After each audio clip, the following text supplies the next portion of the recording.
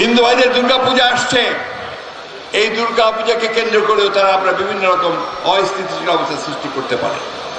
আপনারা সজাগ থাকবেন।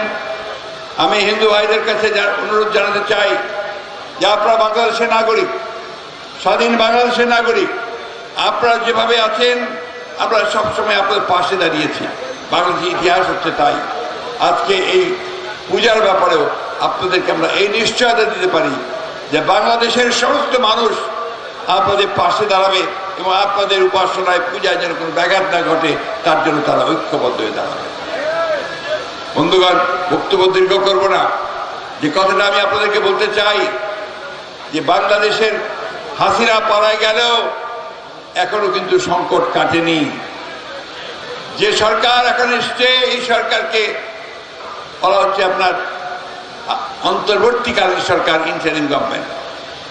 যিনি এর প্রধান তিনি বাংলাদেশের মানুষের কাছে অনেক শ্রদ্ধার মানুষ, সবাই তাকে শ্রদ্ধা করে, ভালোবাসে। তিনি নোবেল পুরস্কার পেয়েছেন এবং তার মন্ত্রিসভা যারা আছে তারা অত্যন্ত যোগ্য মানুষ। একটি কথা আমরা পরিষ্কার করে বলতে চাই, বাংলাদেশের মানুষ গণতন্ত্রে বিশ্বাস করে, মানুষ যেমন বিশ্বাস করে যে একটি অবাধ সুষ্ঠু নির্বাচনের মধ্য দিয়ে একটি পার্লামেন্ট গঠন করতে হবে, সেই পার্লামেন্টের মাধ্যমে দেশ পরিচালিত হবে।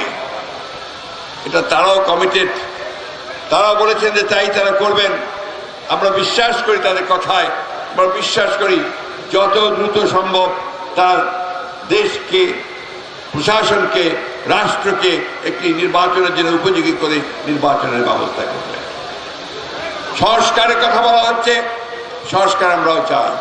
আমরা আমাদের দলের পক্ষ থেকে 31 দফা প্রস্তাব দিয়েছিলাম 2 বছর আগে।